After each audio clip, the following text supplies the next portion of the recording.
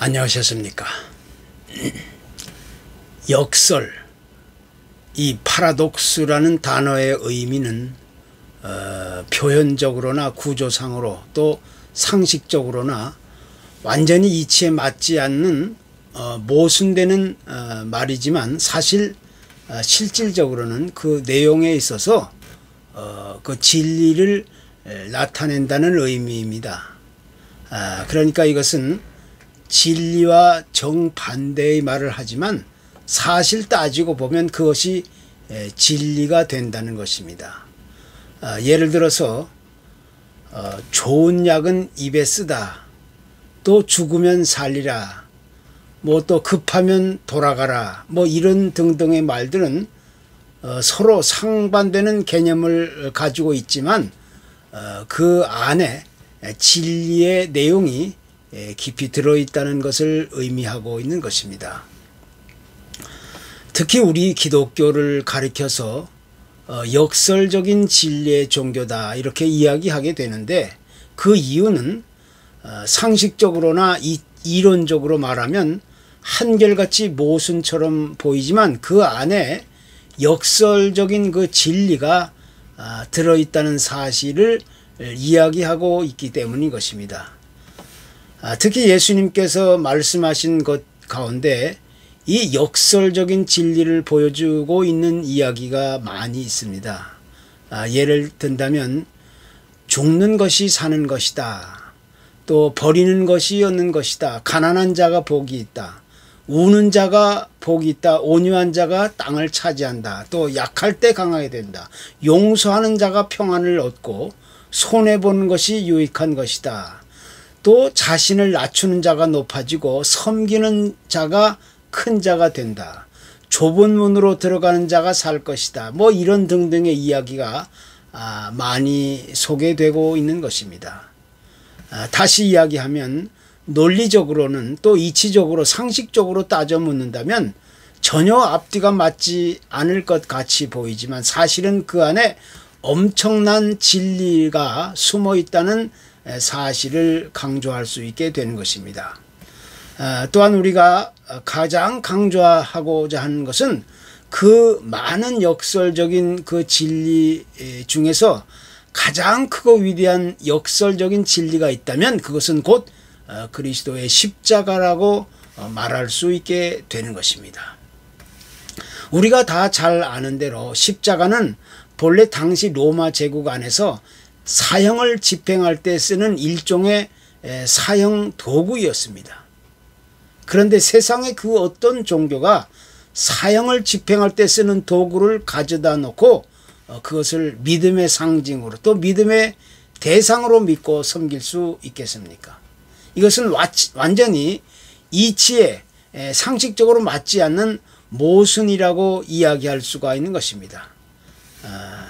특별히 다른 종교의 예를 들어본다면 불교에서는 연꽃, 그리고 이슬람교에서는 초승달을 우러러보며 그것을 섬김의 대상으로 여기고 있습니다. 그러나 우리 기독교는 저주와 멸망, 심판, 이 죽음의 상징인 십자가를 가져다 놓고 믿음의 대상이고 믿음의 상징이라고 그렇게 이야기하고 있는 것입니다.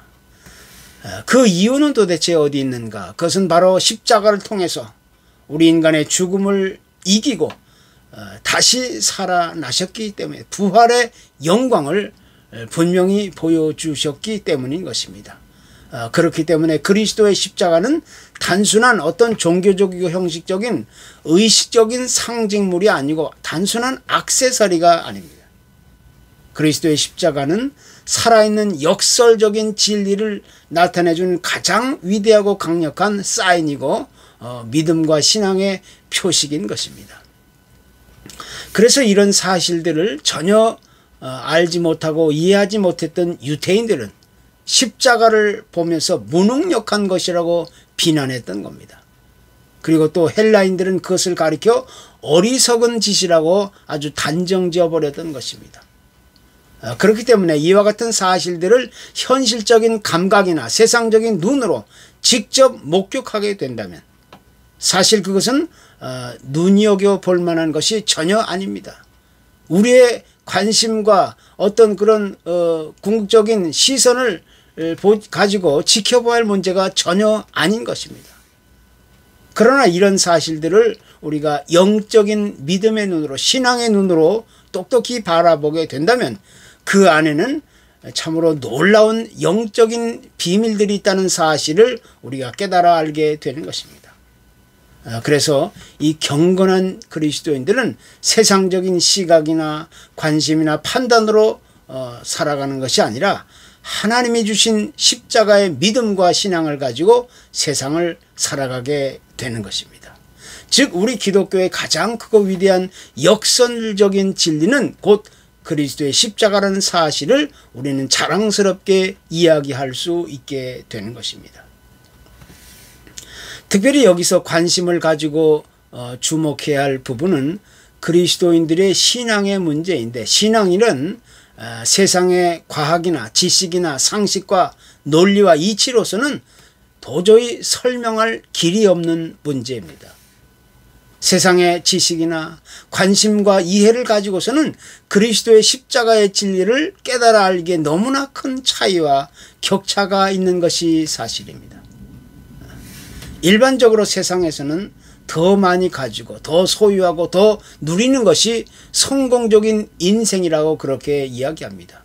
또 세상에서는 열심히 수고하고 노력하고 땀 흘리면서 그 대가를 반드시 얻을 수 있다고 그렇게 가르칩니다. 그러나 역설적인 진리의 신앙은 결코 그것을 성공적인 인생이나 축복의 결과라고 여기지 않는 것입니다. 오히려 어떤 면에서는 그보다 더 부족하고 모자라고 연약한 것들을 높이 평가할 수 있게 되는 것입니다. 그래서 성경이 강조하고 있는 이 역설적인 진리의 신앙은 오히려 더 많이 비우고 또 포기하고 버리고 내려놓을 때 비로소 진정한 축복의 삶을 누릴 수 있다고 강조하고 있는 것이, 바로 이것이 역설적인 진리의 신앙이고 또 그 핵심적인 포인트가 되고 있는 것입니다. 주님께서 말씀하신 진리 가운데 이런 말씀이 있습니다. 누구든지 자기 목숨을 구원하고자 하면 잃을 것이요 누구든지 나와 복음을 위하여 자기 목숨을 잃으면 구원하리라. 그러니까 자기 목숨을 잃어버릴 때야 비로소 새로운 생명을 얻게 된다는 것입니다. 또 먼저 된 자로서 나중되고 나중된 자로서 먼저 된다. 이 말 역시 세상적으로 말한다면 시간적으로 상식적으로 이치적으로 먼저와 나중은 절대 바뀔 수 없는 문제입니다. 그러나 진리의 신앙 안에서 그렇게 되지 않는다는 것이, 오히려 나중된 자가 먼저 될 수 있다는 사실, 이 진리를 우리에게 가르쳐주고 있는 것입니다. 그렇기 때문에 어떻게 보면 이치적으로 상식적으로 전혀 맞지 않고 모순같이 보이는 문제가 역설적인 진리의 신앙 안에서는 정반대의 상황과 결과로 찾아오게 된다는 사실을 성경은 우리에게 레슨해주고 있는 것입니다. 이렇게 가르치고 있는 이유는 세상적인 가르침과 하나님의 나라의 가르침은 근본적으로 또 본질적으로 큰 차이가 있다는 사실을 강조하고 있기 때문인 것입니다. 세상은 어떻게 해서든지 개인의 성공과 출세를 강조합니다. 누가 더 높은 자리에 오르는가를 지켜봅니다. 물질적인 것을 앞세우며 누가 얼마나 소유하고 얼마나 누리느냐에 관심을 가지게 됩니다. 그러나 역설적인 진리의 신앙 안에서는 그보다 더 소중하고 아름다운 가치에 관심과 목표를 두고 살아가야 할 것을 우리에게 요구하고 있는 것입니다. 그것이 우리 그리스도인이 추구하고 또 목표해야 할 아름다운 세계관인 것입니다.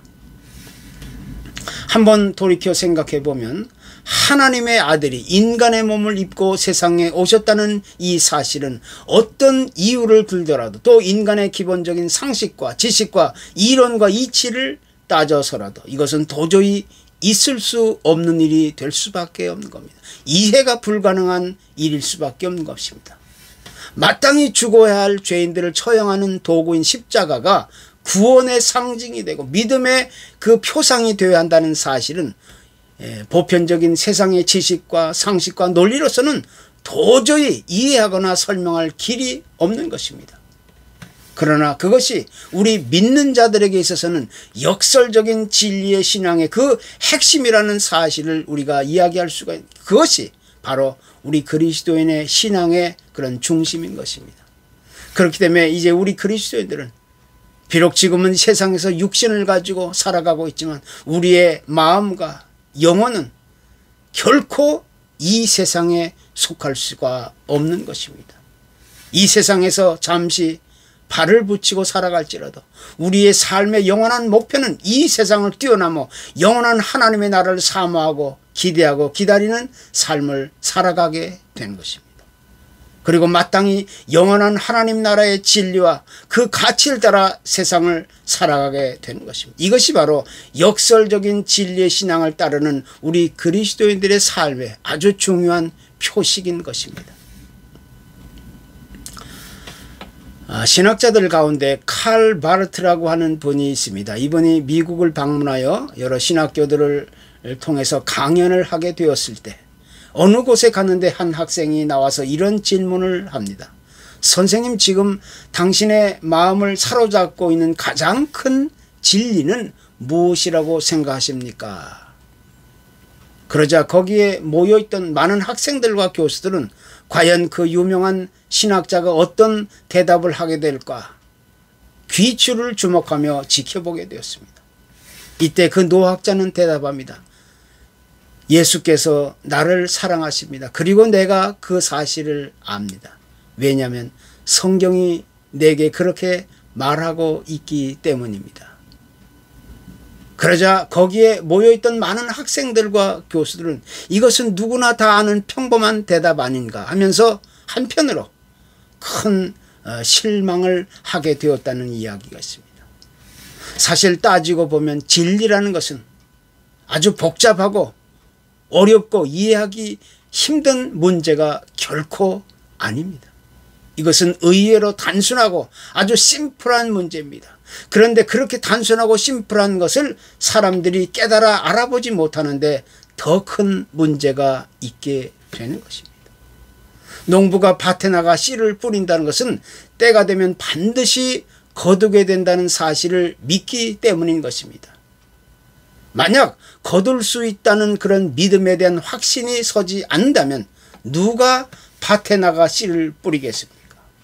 따라서 사람이 밭에 씨를 뿌리면 반드시 그가 뿌린 대로 거두게 된다는 것은 아주 자연스러운 진리, 섭리이고 그것이 바로 진리인 것입니다. 그래서 게으르고 나태함에 씨를 뿌린 사람은 어김없이 실패와 좌절과 실망의 열매를 거두고 또 부지런함과 수고와 노력의 씨를 뿌린 사람은 더 풍성하고 아름다운 그런 행복한 삶의 열매를 거두게 되는 것입니다. 아울러서 육신의 씨를 뿌린 사람은 육신의 열매를 거두게 되고 또 영적인 씨를 뿌린 사람은 영적인 아름다운 열매를 거두게 되는 것입니다. 그런데 사람들은 이러한 자연적인 섭리까지도 전혀 깨달아 알려고 하지 않는다는데 아주 굉장한 문제가 있기 마련인 것입니다. 사람들은 그냥 되는 대로 시간과 세월이 흘러가는 대로 그냥 주어지는 대로 막연하게 우연한 기대를 가지고 현실을 이해하고 살려고 하기 때문에 그 속에서 감춰진 진리를 깨달아 알지 못하게 되는 것입니다. 그래서 아름다운 인생을 살아가기 위해서는 누구에게나 이 역설적인 진리의 신앙이 절실하게 요구된다는 사실을 우리가 강조하지 않을 수가 없게 되는 것입니다. 오늘날 21세기를 살아가는 우리 현대인들에게 있어서도 이 역설적인 진리의 신앙이 절실하게 요구되고 있지만 사실 많은 사람들은 그것을 전혀 깨달아 알려고 하지 않기 때문에 그 역설적인 진리는 빛을 보지 못하고 계속해서 어둠에 묻히고 말게 되는 것입니다. 일반적인 상식으로 말하면 일반 동물들은 성장을 거듭하게 되면서 그 성장에 따라 당연히 몸집도 커지고 또 여러 가지 신체적인 기능들도 자연히 커지기 마련입니다. 그러나 이것이 이 영적인 면에 있어서는 그 정반대의 결과라는 사실을 우리가 보게 되는 겁니다. 신앙심이 커지고 깊어지고 또 성숙하면 성숙해질수록 사람은 오히려 더 작아지고 겸손해지고 약해지는 것입니다. 또 사람이 지식이 많아지면 많아질수록 오히려 나의 존재는 무능해지게 되는 것이고 겸손해지고 작아져 보이고 할 말을 잃게 되는 것입니다. 바로 이와 같은 사실들을 올바로 깨달아 하는 것이 역설적인 진리인 것입니다. 성경은 이렇게 말합니다. 누구든지 살고자 하면 죽고 죽고자 하면 산다, 이렇게 말합니다. 이것이 바로 대표적인 기독교의 역설적인 진리의 신앙입니다. 우리 기독교의 근본적인 진리는 내가 죽어야 비로소 새로운 삶이 주어진다는 것입니다. 하늘의 미랄이 땅에 묻혀서 죽어야만 결국 많은 열매를 맺을 수 있게 된다는 것입니다. 예수님이 십자가에 처참하게 죽게 되었을 때 당시 대부분의 많은 사람들은 그 죽음을 목격하고 아까워 안타까워하면서 이제는 모든 것이 끝났다, 모든 것이 실패로 절망으로 수포로 돌아갔다고 그렇게 믿었습니다. 그러나 그가 죽음에서 다시 살아나셨을 때 비로소 역사적인 사실이 바뀌면서 죽어야만 다시 살 수 있다는 그런 역설적인 진리가 분명하게 확인되고 증명되었던 것입니다.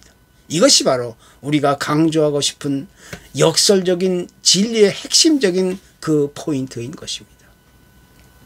이제 우리는 더 이상 눈에 보이는 대로 또 세상의 가치관을 따라 내 마음과 내 뜻대로 살아가는 것을 이제는 절제하고 자제해야 합니다. 내 취향이나 내 기분과 성품을 따라 내 자유의지를 따라 살아간다는 것은 결코 나에게 아무런 도움이 되지 않는다는 사실을 이제 다시 깨달아 알아야 하는 것입니다. 그래서 이제 우리는 그리스도의 말씀이 가르치고 있는 이 역설적인 진리를 따라서 진정한 신앙의 길을 선택해야만 하는 것입니다. 그것이 영원한 생명과 안식과 축복의 삶으로 인도하는 아주 유일한 그 지름길이 될 수 있는 것입니다.